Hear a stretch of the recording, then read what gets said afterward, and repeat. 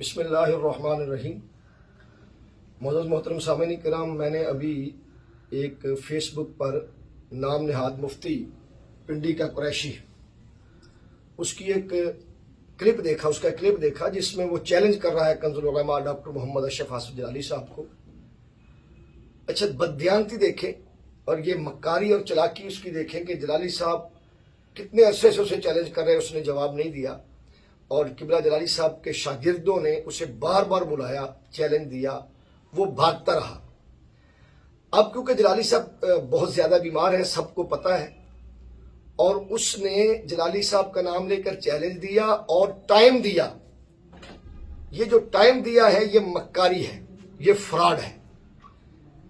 اچھا حنیف صاحب، آپ نے جو جملہ کہا کہ جی میں شاگردوں سے، اگر تم اپنے آپ کو سچا سمجھتے ہو، کہتے ہو جی میں بڑا دبنگ ہوں، میں سچ بولتا ہوں، تو میرے بھائی آنا، زاہد نعمانی بیٹھا ہے، جلالی صاحب کے شاگرد ہیں، ان سے مناظرہ کر، تجھے تو پتا ہے تو جیت جائے گا۔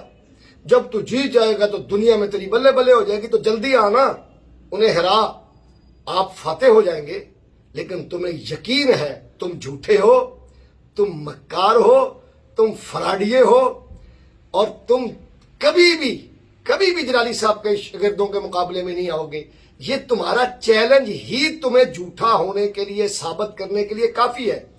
عقل مند جو ہے نا، وہ سمجھتے ہیں تو بے وقوفی کر رہا ہے، لیکن تجھ جیسے اگر کوئی بے وقوف تیرا ساتھ دے رہے تو ان کو میرا سلام ہے۔ اگر اتنی ہمت تجھ میں، تیرے ماننے والوں میں ہے، تو عام میدان کھلا ہے، جلالی صاحب کے شیر تیرا انتظار کر رہے ہیں۔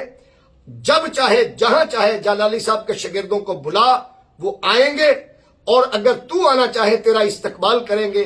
آنا بھاگ پر گیا تھا جیلمی کے پاس، اگر تو واقعہ ہی حسین الدین شاہ صاحب کا شاگرد ہے اور سمجھتا ہے حلالی ہے تو میدان کھلا ہے۔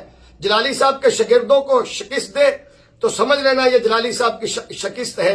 جلالی صاحب نے لکھ کر دیا ہوا ہے، لیکن تو کبھی نہیں آئے گا، مر جائے گا، خودکشی کر لے گا، لیکن مجھے یقین ہے تو کبھی بھی جلالی صاحب کے سامنے نہیں آئے گا۔ انشاءاللہ جلالی صاحب نے جو بات کر دی ہے، قرآن و سنت سے جو حقیقت بیان کر دی ہے، اس کا تو اور تیرے بڑے کوئی مقابلہ نہیں کر سکتے۔ اللہ تعالیٰ تمہیں اور تمہارے ماننے والوں کو ہدایت دے۔ چیلنج ہے، جب چاہ آ، ہم جلالی صاحب کے ماننے والے آپ کا انتظار کریں گے۔